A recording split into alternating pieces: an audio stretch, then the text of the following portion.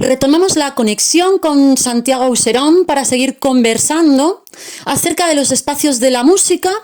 con este experto filósofo de la música, pensador, por tanto, del sonido y también de la palabra en su sentido más corpóreo, podríamos decir. Pero sí, en el primer capítulo nos quedamos hablando justamente del espacio y el tiempo, de esas que son bien intuiciones a priori, como dijera Kant, o bien construcciones culturales que afectarán, por tanto, a nuestra idea de belleza, que pudiera también tener una historia, una genealogía y unas posibilidades, por tanto, de construcción. Vamos en esta segunda sesión a tratar de viajar un poco más a la antigua Grecia,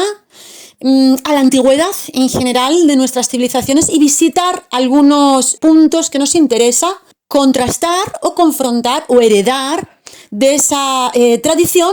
y repensarlos aquí. Entroncamos entonces con la antigüedad griega, que recoge una filosofía de la música, pero no distinguida, sino totalmente apegada a la ontología, a la filosofía primera. Pues en esa filosofía primera se estudia lo común a todas las cosas. Iba a decir que se estudian los entes solo en cuanto entes, como decía Aristóteles. Se estudia eso que se puede decir de lo más dispar y eso que al mismo tiempo da consistencia y permite la coexistencia de esos contrarios. Y que los antiguos llamaban de muchas maneras, logos, nous, etc., pero le decían armonía al hacer del logos o del nous, de ese principio que todo lo une. Pues diríamos que su acción es la armonía. Entonces, efectivamente, la música podría ser casi como si dijéramos el principio del universo, ¿no? Eso está en muchas de las mitologías y en muchos de los folclores, de los saberes antiguos y de la filosofía que incluyó dentro de estos saberes, y parecía como que una nota, un sonido, había sido el principio del mundo. Entonces, hablemos un poco de ese significado de la música en la antigüedad, con la que se celebraba todo inicio, con la que se celebraba los ciclos de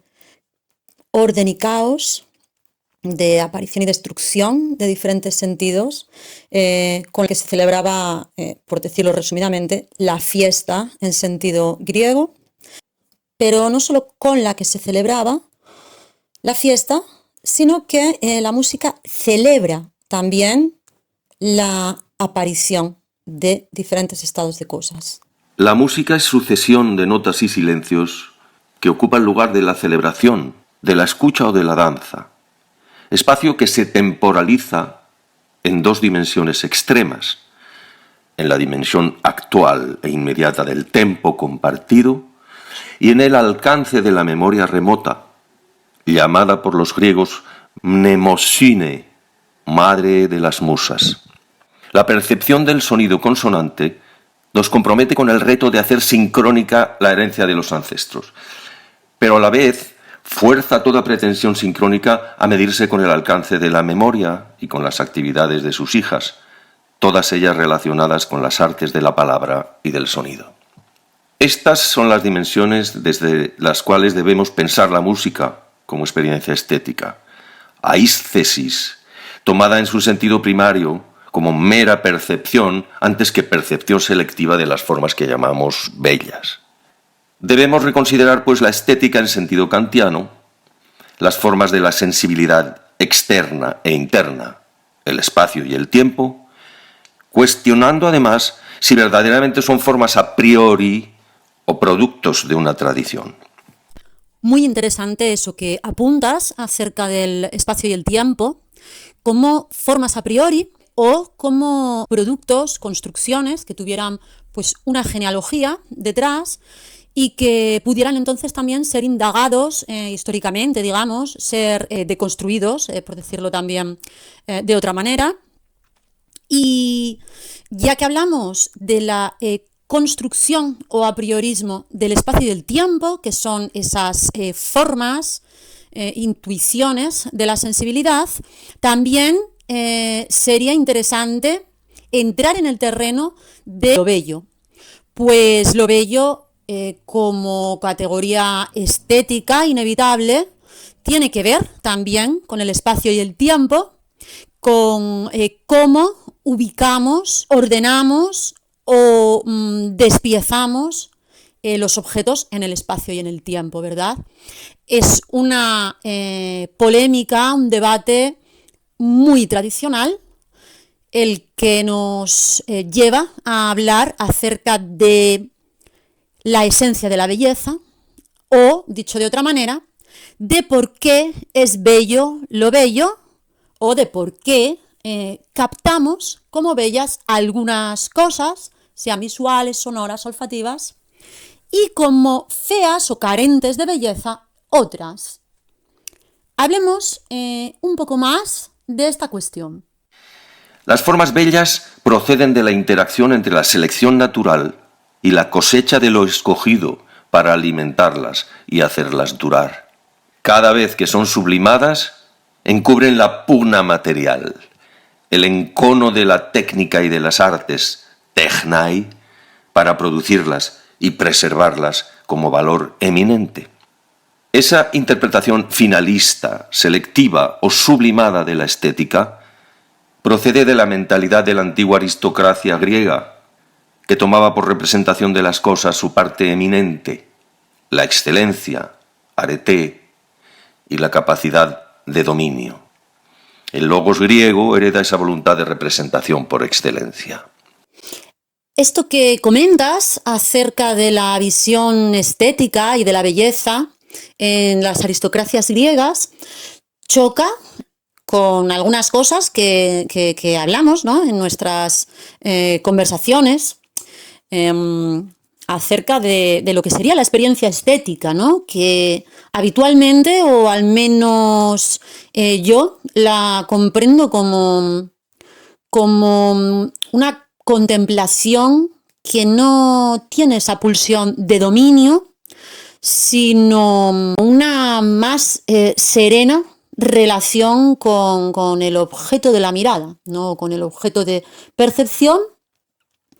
mucho más allá o mucho más acá de establecer relaciones jerárquicas o de consumo.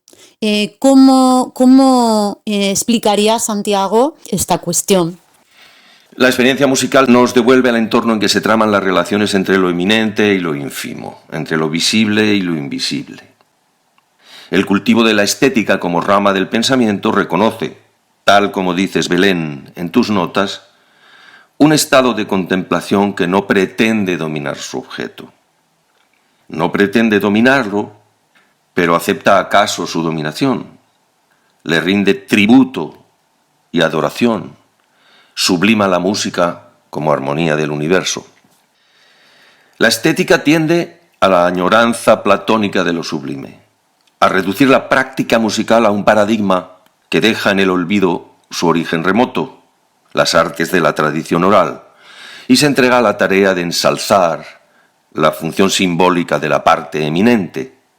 particularmente por medio de la escritura, del lenguaje, que se aparta cuanto puede de su fuente sonora. El pensamiento de la música, en consecuencia, está necesitado de un retorno a la musique techné, antes de ser sublimada por el platonismo, que reinterpreta a los pitagóricos, su teoría del número a partir de las proporciones de la octava musical, que Platón convierte en modelo inteligible de la psique, de la ciudad y del cosmos. Desde este punto de vista, conviene reinterpretar la pulsión generalizada a idealizar la función simbólica de la música,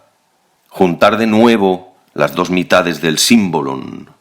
restablecer la conexión entre el modelo armónico y los distintos aspectos de la práctica musical, la conexión de la armonía con el ritmo y con la palabra, triada que los griegos llamaban melos, pero también con los instrumentos materiales de la producción del sonido musical. Muy importante esto que has comentado, con además tanto detalle, para no recaer, como probablemente cualquiera de nosotros lo haríamos, a lo mejor, sobre todo cuando hacemos filosofía de forma un poco aislada, ¿verdad?, en soledad, y volvemos a caer en dualismos, incluso aunque no queramos, y a separar, pues, igual que separamos lo cotidiano del acontecimiento, lo trascendental de lo intrascendental, o el espacio y el tiempo, o también, como dices, lo perceptivo de lo intelectivo,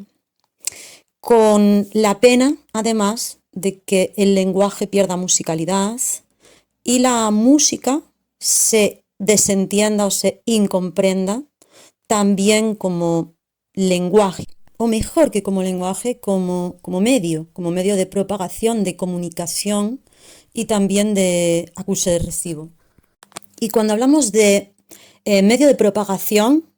parece que ya estamos de nuevo en Deleuze y parece que estamos hablando de ese plano de consistencia, de inmanencia que él proponía. Algunas derivas contemporáneas de la filosofía han abierto el camino a esta tarea. Son especialmente relevantes las ideas de Deleuze y de Guattari acerca de tres conceptos. Primero, el ritornello como forma de expresión que reduce o redibuja un territorio, no solo para protegerlo como espacio natal, sino para liberar sus fuerzas productivas poniéndolas en contacto con el exterior, con el canto del extranjero. En segundo lugar, el concepto de cristal de tiempo que Deleuze desarrolla tras la iniciativa de Guattari, quien le concede una significación eminentemente sonora. Y Deleuze lo lleva al estudio de la imagen cinematográfica trabajada en coalescencia, dice, con su banda sonora, todo lo cual anima a reinterpretar el papel de la sonoridad en la evidencia de los antiguos.